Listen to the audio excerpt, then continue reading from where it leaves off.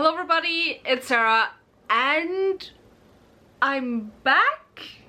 Somewhat, possibly, maybe a little bit. Listen, it's June. It's Pride Month. About 2 weeks ago I turned in my master's thesis for feedback, so I currently don't technically have anything to do after work. Whether or not that will make me feel motivated to set up a schedule to film and upload again remains to be seen. However, tentatively, I am back. And so before I film videos and tell you what I've been up to reading wise for the past half year or so, 5 months, I thought we'd do a little Pride TBR and see what my plans are for reading in June. Also, of course, there will also be a queer fantasy video coming, as always, because it's a classic. Since 2020, I think, I've started doing them yearly, so we gotta do one this year again. However, this one is going to be a June TBR, a tentative TBR. I don't really do specific TBRs currently right now. There's 2 things I try to do each month. One is I try to continue on with my Read the World, and the other one is I try to continue or finish 2 series a month. I've managed so far 4 out of 5 months.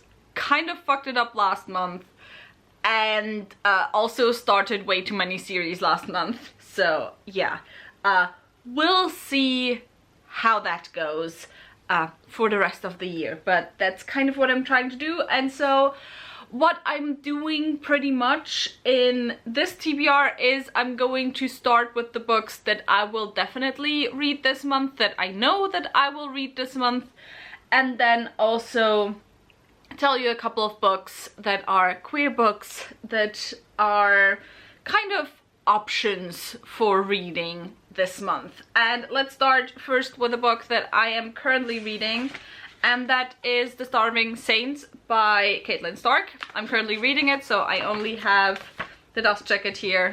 I do actually also have the book here, but you know, dust jacket cover thing.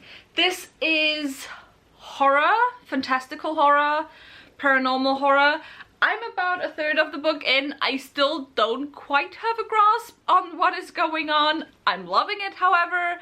Basically, the setting is you have this massive castle which has been under siege for like 6 months, I think, or something along those lines, and you have 3 people within this castle. One is an alchemist type person tasked with doing the impossible and creating food out of nothing. One is a lady knight who has her own kind of demons to contend with, and then the third one is another female character that kind of has her own motivations and happens to be within this castle also, but also has history with the Lady Knight. And that's kind of, it's not all I know, but like all that I can concisely put into a synopsis of the book. Really enjoying it so far. Trigger warnings, there is cannibalism in this. So far there hasn't like actually been cannibalism, but there's like been a lot of mentions of cannibalism, so if that's not something that you enjoy in your horror books, be wary of this one. And it's also sapphic, so yes, I'm very much going to continue on with this and see where it goes. Next one, I actually forgot the 3rd type of thing that is always on my TBR monthly still.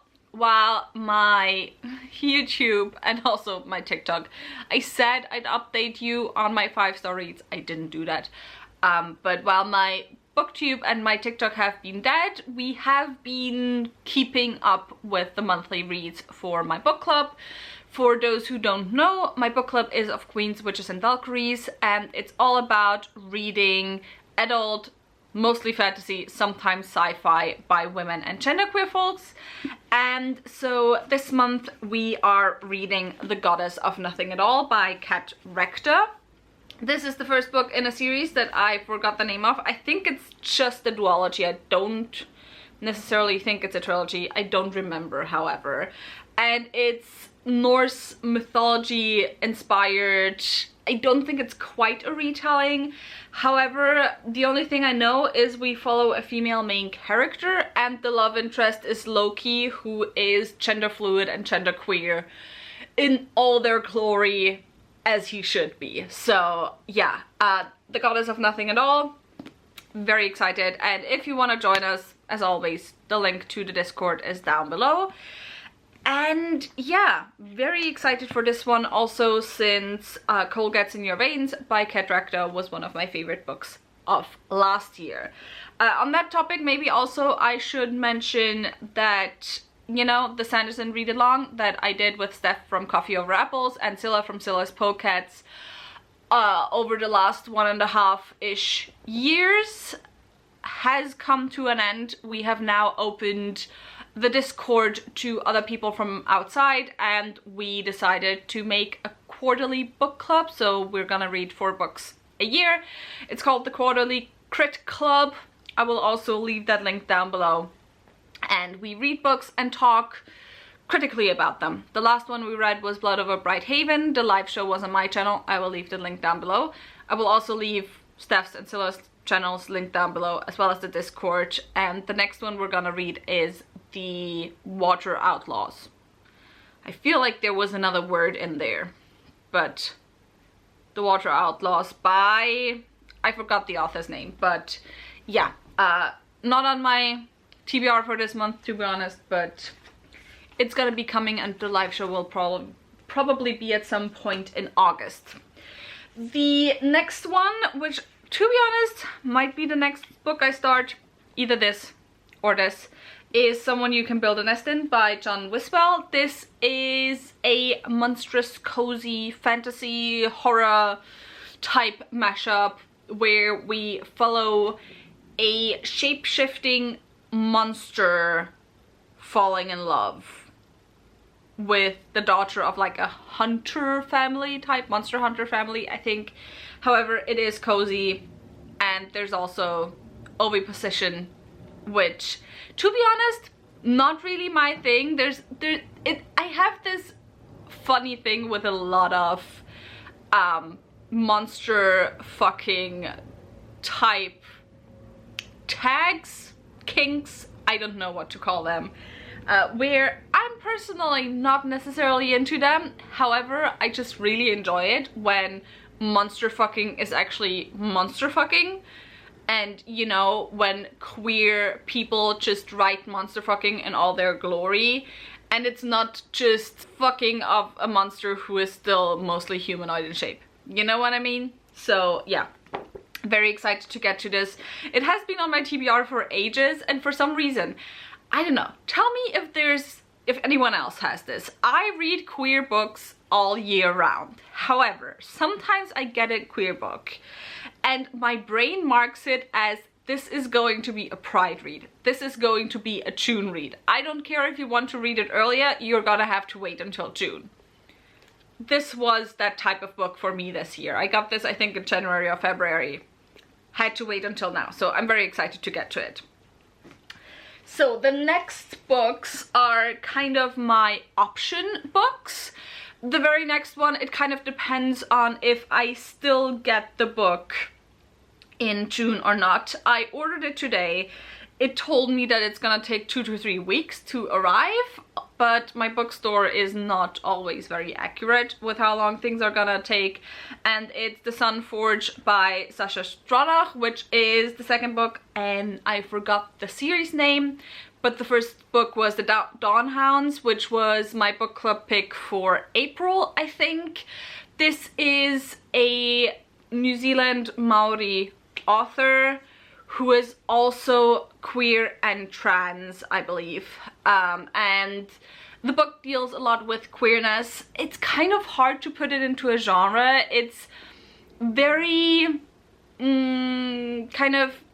it's fantastical because there's magic, but the vibes are kind of sci-fi, and there's like houses that are growing in the form of mushrooms, and it's It's really fun, it's really enjoyable. It's about people who die and then gain magical abilities by coming back to life, and a ship coming in and kind of exploding, and it's hard to explain. I really enjoyed it, especially if you really enjoy vibes heavy fantasy books. I would really go for it.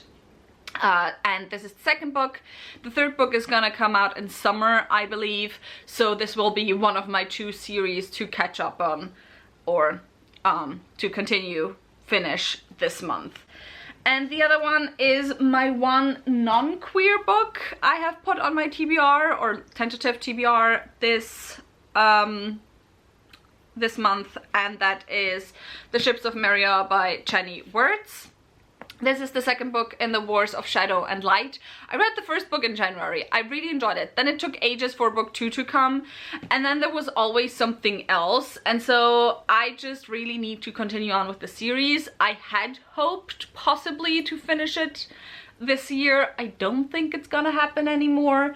But yes, this follows 2 half brothers. One is light, one is shadow, who are kind of part of this prophecy that they will save this one country from the Mistwraith, which is the first book, and the Mistwraith has been there for like a century or something, and they have to save it, but there's like a whole history behind the 2 of them, and basically the series follows the 2 brothers as they get up to shenanigans and maybe sometimes fight against each other, maybe sometimes fight together. It's a whole deal, but yeah, I enjoyed the first book, and I do want to continue on with the second book. And also it is quite a fast read, even though the books are very chunky. So like, it's not like it's a fast read in the sense of it takes me a few days to get through it. However, when I sit down, I can always get through quite a big chunk of it. Back to the queer stuff. I finally need to pick up The Spear Cuts Through Water by Simon Jimenez. This book has been on my TBR since 2021. I bought it, I think, in 2022. I think it was 2021 when it came out. It's been on my TBR since the year it came out, and I like put it like on my physical TBR. I bought it the year after. And this book has the detriment of being like, I rarely had such a conviction that a book will be a 5-star for me.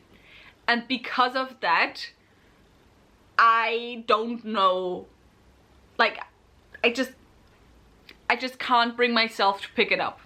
Because on the one hand, I have very high expectations of the book. On the other hand, I have absolutely no expectations of the contents itself, except that it will be unlike anything that I've ever read before.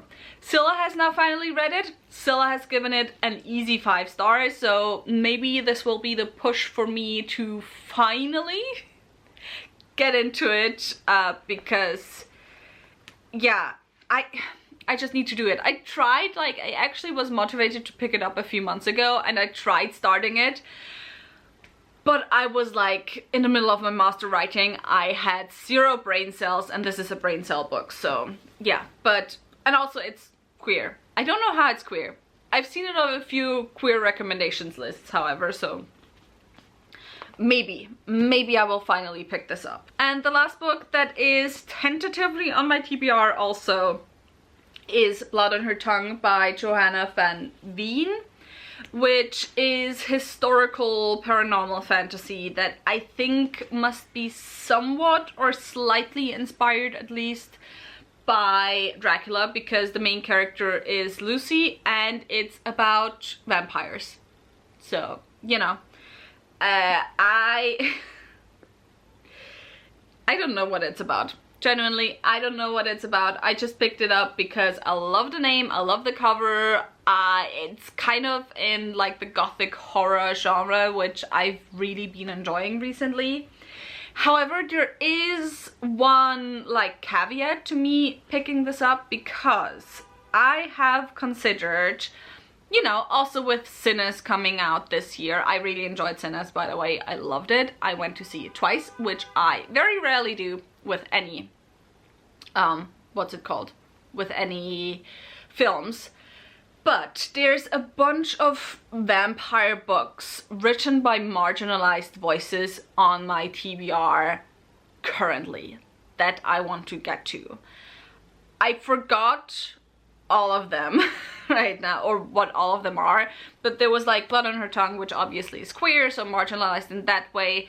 I had The Immortal Dark, which is YA, but I have it on good authority, again from Zilla, that it might be a type of YA that I also enjoy. I really want to read Blood Slaves also, which is also a black vampire story, which is about an enslaved person pre-United States Civil War and like making a deal or a pact with a vampire and like a slave uprising in that way, I think. And then there was one more that I forgot about currently. So yeah, tell me, does that sound interesting if I were to read all of these books in like kind of a vlog or something? So like a bunch of basically vampire books by marginalized voices, and maybe get into vlogging. So yeah, if that's something that sounds interesting to you, tell me, then I will keep that for that video, because for that video I'd have to wait to get to Blood Slaves, and that book only comes out in July. So yes. But with that, I think that's everything for my first video back. I managed to, for my, you know, general comparison, keep this video short, so let's keep it on at that. As always, you know, all the shenanigans, tell me in the comments down below, what are your June picks for this year? What are your Pride reads? It's just, I don't know, June is just special. Like, I read majority queer books anyway, but just in June it's extra fun to read only queer books, I guess. And I don't know how to end these videos anymore, I guess. If you enjoyed this video, maybe give me a thumbs up, and also think about subscribing. Again, all the links to my social media, the 2 book clubs if you want to join in, everything else will be linked down below, so go and check those out, and I hope I'll see you very soon. Bye!